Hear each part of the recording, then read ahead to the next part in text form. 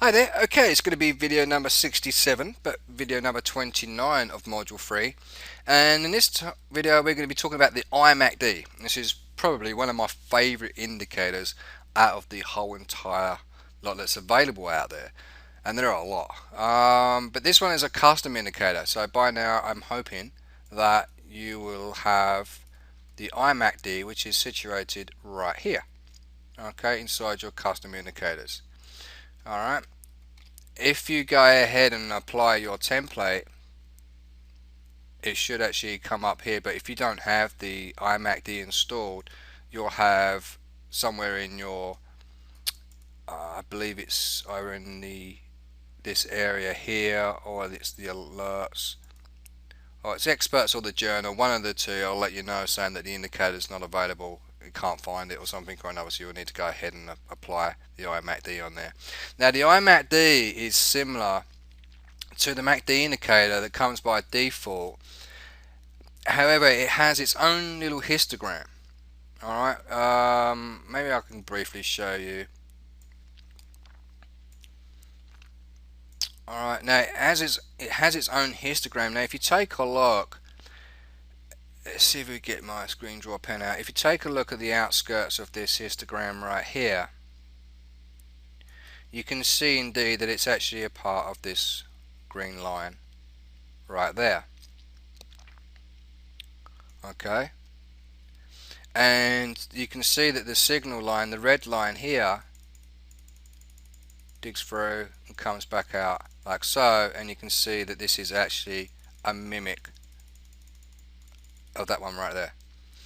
Alright, but it has, as you can see here, it has its own histogram, which kind of gives you a true representation of it as well. And it tells you, like you can see right here where the histogram goes from negative and the histogram over here goes into positive area, you can see that the market did indeed change direction, which is what it's supposed to happen. Every time that you see the histogram go from negative to positive, it's normally an indication to go long or short. Alright, this one here actually happens a little bit later. I'll say a little bit later, but quite a bit later. Alright, it's probably almost nearly 24 hours there before it lets you know to go long. Probably it tells you to go long around about here. Alright, here's an area, but this particular time, this one actually lines up with this iMACD to this MACD indicator. So this can also be used in conjunction with something else. We might maybe use this one as well. Let me just see if I can just quickly find if there was another pattern that just emerged, or maybe this one was just like a one-off. Okay, you can see like right here where this is the start of its increase, and same here, it lines up more or less at the same time, and then the market did go up. Alright, so I'm just wondering if that's going to happen all the time. Okay, here is one right here. I mean, there's a little bit of a I mean that's pretty cool. Other times it doesn't always line up. Alright, now the MACD uses like exponential moving averages 12, 26 and 9. Okay, I believe one of these two is using the 26 and one is using, I would believe there would be the faster one would be the 12, so this one would probably be the 12 and this one would be the 26. So again, I don't know, how all these indicators are put together, but I'm just picking up patterns that happen in the market. And what's supposed to happen, this is supposed to follow exponential moving averages, so what I did was a little test quite some time back. I've actually got an indicator based on it, and one uses the 12 exponential moving average and the other one uses 26 because it uses 12 and 26, and I don't use the 9. Alright, I'm going to change that a different colour, maybe black or something. And what it's supposed to happen is that every time the MACD line, the green line, and the red dotted dash line, the signal line, when they line up, they're supposed to line up with the moving averages as well. Okay? Sometimes they do and sometimes they don't. And when they don't, it's telling you something. here is an area right here where it does cross at the same time. So every time that you see these signals cross at the same time, then that's a pretty good indication to get in. But we'll get into that in the moving averages video, okay, in conjunction with the iMACD. But I just want to show you all the different kind of possibilities that we could use with this indicator. Alright, and we're going to be using the iMACD in conjunction with the Accelerator oscillator. Okay, and we want to try and find out patterns, because we know that with the iMACD, anything above the territory is plus, is buying territory, and anything that comes below the vertical scale is selling territory. We also know that when the MACD line, or especially the red dotted dashed line, when the red dotted dashed line hits into 00 level and goes below it, we're in selling territory, and vice versa. So like for instance, here is the red line, comes down below the vertical scale, then you can see the market starts to come down as well. And here you can see it's gone above the vertical scale, and around about here you can see where the market's gone up. That doesn't always meet true.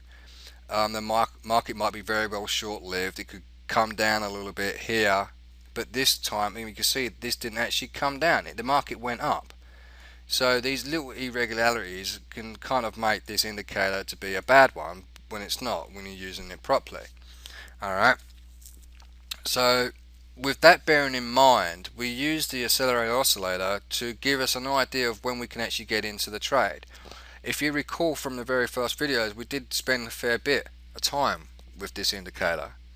Alright, and it gives you some really good indications when to go long and short. So let me give you, some points here where the market, actually I'm going to put them one on there and one on the signal line as well. Alright, and I'm going to do that at every point, or at least most of them, to show you an area in the market that we could have actually taken and an area in the market that we couldn't really taken on. Okay, there's one area around about there. I'm actually looking for the points at where they cross, and I'm also looking at the points where they don't cross, but where these points here actually line up. I'll show you in a little moment what I mean. Okay, I think that's enough examples. Alright, so I'm looking at these these two little lines there where they meet up, and I'm also looking at where they actually cross over as well. Alright, so there's two different areas in the market that I'm looking at with this ADX indicator. Now the first, I'm trying to see what happens when the market hits the top part of the vertical scale and when it continues to keep going upwards, and I also want to take a look at the condition of the AC, alright, the Accelerator oscillator. Okay, and I'm trying to see if there's a pattern that emerges from the point where I may have got in if I got in on this formation compared to this formation. You follow? Now you see where these two lines here have actually crossed over each other, and it did so at the point of actually going above vertical scale, and we'll go long on the very next bar, and we see it did indeed go up higher. Then we'll look at previous highs and so forth, as we've already discussed in other videos. And then I'm looking at this one over here, and I want to see if this looks the same as this one. Well, in a way, I mean, the formation of how the AC oscillator has been developed is different compared to this one here, but in essence, really, it's sharing the same characteristics, because the iMACD is basically performing the same kind of formation, and plus the first bar of the AC oscillator is above the vertical scale, and it's green, and so is this one. So we've just had two areas in the market that kind of rung off true, and we could have gone along with that one as well.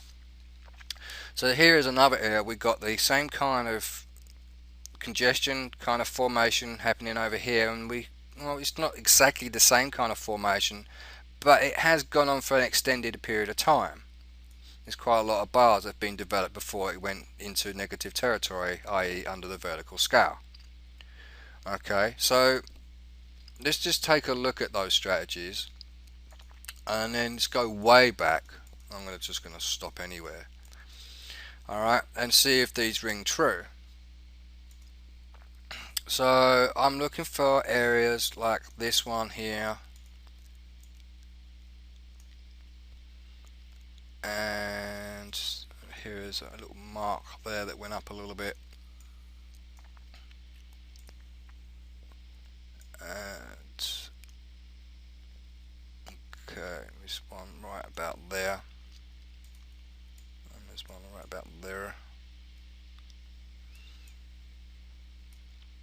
Alright, so we can see that not all the time it seems to be ringing off true for us to go long or short on these trades. I mean, here was, I'm trying to look for a buy trade, but there wasn't really telling me anything, telling me that it was going to go long, and I need to work out why. Well, the AC oscillator here, we've got red bars, and then when you see red bars following after a series of green bars, is to let you know that the trade is dissipating, the strength is starting to get weaker. Okay, here, so in other words, it's going to either go sideways or it's going to change the other direction. Now this one was showing that it was coming down, which it was, and then it went sideways for a bit. So we can see where the signals appeared. It appeared in a direction that was opposite to where we thought it was going to go, because we can see these two MACD lines, the trigger line and the MACD line, come below the 0 scale, but we're not actually seeing where it's actually all on red, and we're not seeing these lines right at the beginning of its formation.